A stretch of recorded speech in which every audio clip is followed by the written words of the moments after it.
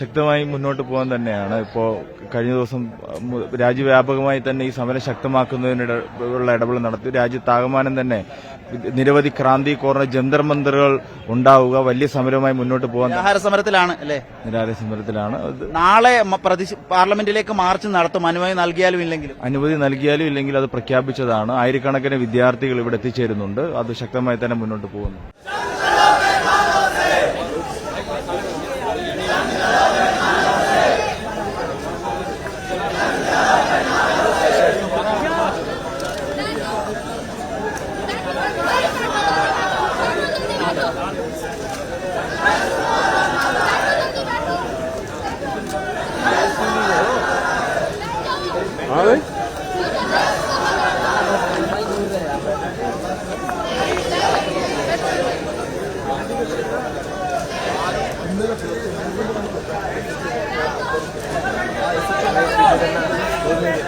പോലീസുകാരെ ഒപ്പം നിർത്താനുള്ള നിർദ്ദേശവും നൽകി.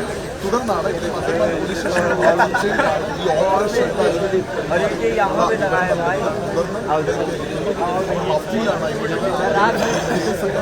സോനം വാങ്ചുക്കിനെ അദ്ദേഹത്തിന്റെ ആരോഗ്യനില പരിശോധിക്കാനുള്ള മെഡിക്കൽ സംഘം എന്നുള്ള പേരിലാണ് ആദ്യം കടന്നുവരുന്നത്. അഭിജിത്ത് ഈ ഒരു സൈറ്റിൽ നിന്ന് പോകാനും അവർ ചെയ്തു. അപ്പോൾ അതിനുശേഷം ഈ അദ്ദേഹത്തിന്റെ ആരോഗ്യനില